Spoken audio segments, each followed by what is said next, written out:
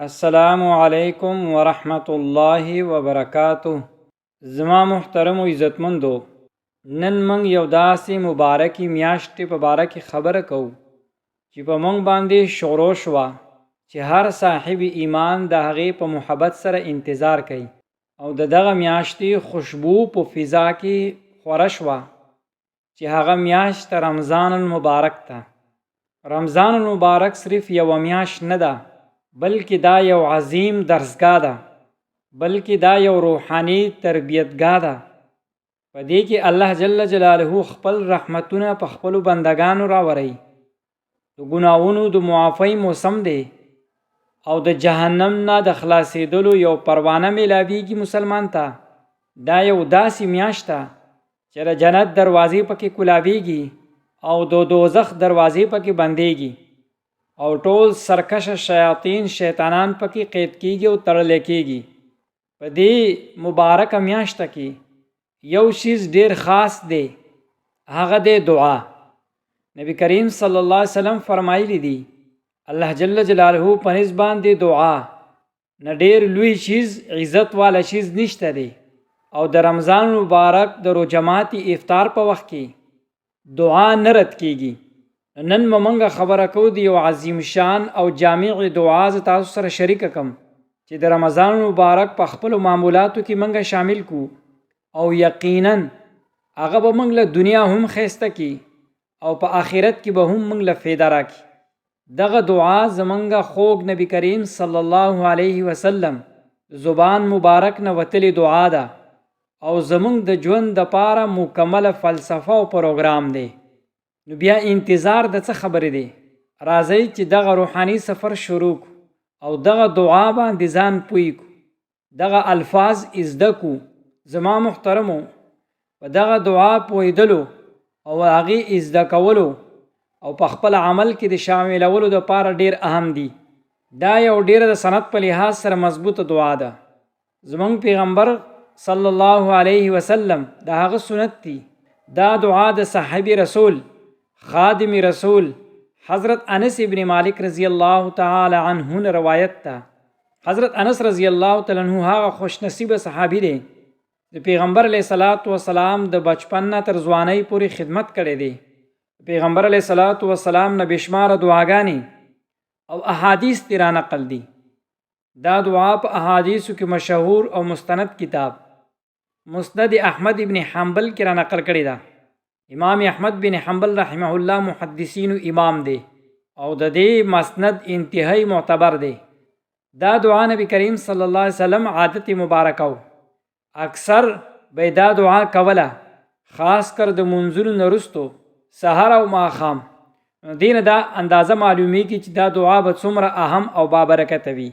هغه دعا دا ده: اللهم احسن عاقبتنا فی الامور كلها واجرنا من خزي الدنيا وعذاب الاخره.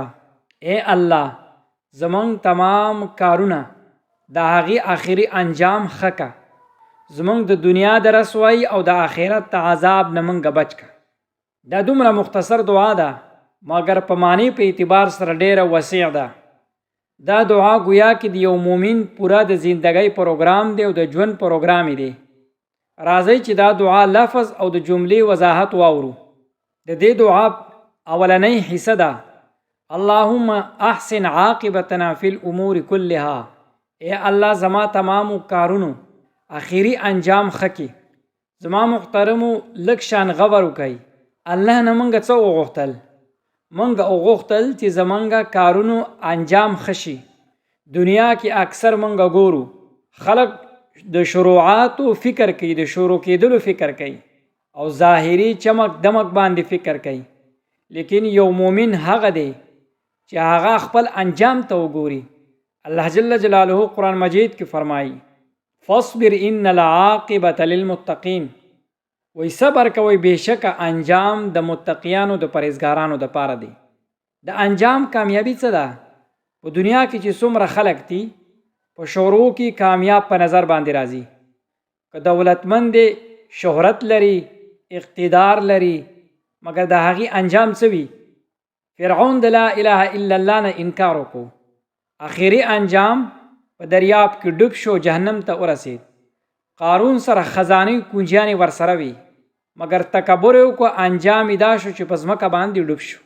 دویم طرف ته موږ ډېر خلک ګورو او داسې دي چې ټول زندگی په غربت کې، په بیماری کې، په مشکلاتو کې تیره کی، مګر الله جل جلاله ولا آخري انجام ورله داسې ورکي چې فرشتي په هغې باندې رشک کوي او خوشحالیږي. حضرت یوسف علیه السلام کوی ته واچولی شو، غلام جوړ شو، قید کړی شو، مګر آخري انجام هغه د مصر بادشاه شو، خزانې د هغه په لاس کې وي. صحابه کرام په مکه کې څومره تنګ وو، د لوږې په حالات کې او د تشدد او د سختیانو نشانې جوړې شوې وي. وطن یې پرېښود، آخري انجام الله جل جلاله دنیا کې په تخت باندې کینول او نن هم د هغې نوم ژوندی دی. غور وکئ او سوچ وکئ، موږ د غټو کارونو انجام نه غواړو، بلکې الامور کلها، یعنی هر یو لوکي او غټ کار د هغې انجام غواړو. که زموږ دپاره د خوراک څښاک انجام ښه وي، یعنی دغه خوراک او روټۍ زموږ دپاره طاقت جوړ شي او د نافرمانۍ ذریعه دې نه جوړېږي، که زموږ د کمایي او د ګټلو انجام ښه وي، په هغې کې برکت وي، نو موږ به د الله جل جلاله په دربار کې د هغې جواب په اسانۍ سره ورکړو. که زموږ د اولاد انجام ښه وي، نو زموږ دپاره به صدقه جاریه وګرځي، زموږ د سترګو یخوالی به جوړ شي. که زموږ د ژوند انجام ښه شو، نو آخري خاتمه به بالخیر شي او کلمه به هم د مرګ په وخت کې نصیب شي. د دعا دویمه حصه را و اجرنا من خزي الدنیا، او موږ د دنیا د رسوایی نه بچ کی. خزي مطلب دی ذلت، رسوایی، شرمندگی او داسې حالات چې انسان مخ پې تور شي. د هغه شیز دی چې هر انسان فطري طور باندې د دې نه ځان بچ کېدل غواړي او ځان ترې نه بچ کول غواړي. په دنیا کې د رسوایی او د ذلت ډېر صورتونه دي، لکه د انسان ګناهونه ښکاره کېدل. یو داسې کس چې په پټه باندې ګناه کوي او خلک یې نیک ګڼي او بیا یې اچانک الله جل جلاله دغه ګناهونه مخلوقاتو ته راښکاره کړي، نو دی به په دنیا کې رسوا شي. پیغمبر علیه الصلاة والسلام فرمایي زما د امت ټول خلک په معاف شي سوا د هغه خلکو نه چې هغې بالکل کلم کله ښکاره ګناه کوي. الله جل جلاله دې موږ داسې حالاتو نه بچ کړي او زموږ په ګناهونو دی الله جل جلاله پرده واچوي او داسې فقر او محتاجي او داسې تنگ دستی چې الله جل جلاله یو انسان واچوي چې د نورو خلکو په مخ کې لاس نسی او رسوا کېږي د مجبورۍ د وجې نه. دا هم په دنیا کې رسوایی ده. بیماری او معذوري، داسې بیماری چې انسان نورو مخلوقاتو انسانانو ته محتاج وي، نور خلق ته د حقارت په نظر سره ګوري، او داسې ناکامی او بدنامی چې خپل کاروبار یا نوکرۍ کې بېایماني کوي او ونیولی شي ټول مخلوقاتو ته بندام شي او رسوا شي په دنیا کې. او د قیامت په ورځ باندې رسوایی بعضې وخت الله جل جلاله خپل بندگان په دنیا کې رسوا کړي چې په آخرت کې دغه لوی رسوایی نه بچ شي، خو لیکن دا ډېر لوی سزا ده په دنیا کې. د دعا آخري او د ټولو نه اهمه حصه وعذاب الاخره، او موږ د آخرت ته عذاب نه بچ کړي.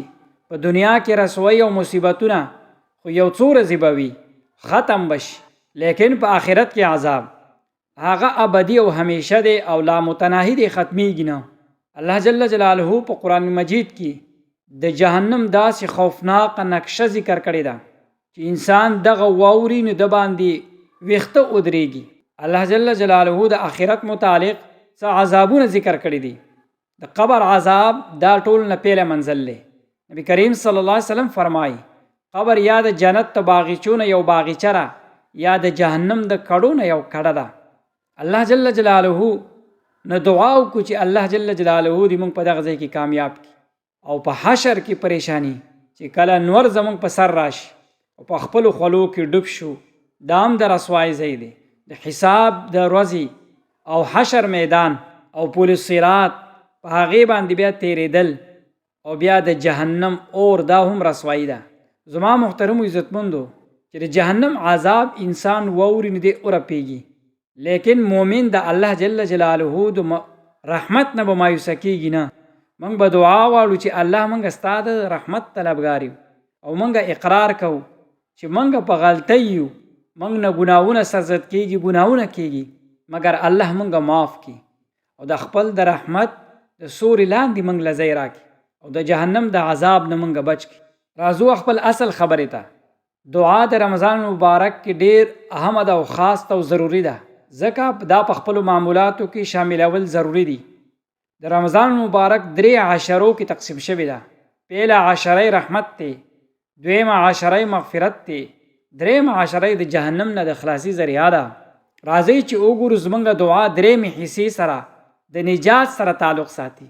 د رمضان مقصد هم دغه دی چې خپل ګناهونو نه توبه وباسو او ځان پر رحمت کې شامل کو او د جهنم د اور نه ځان بچ کو.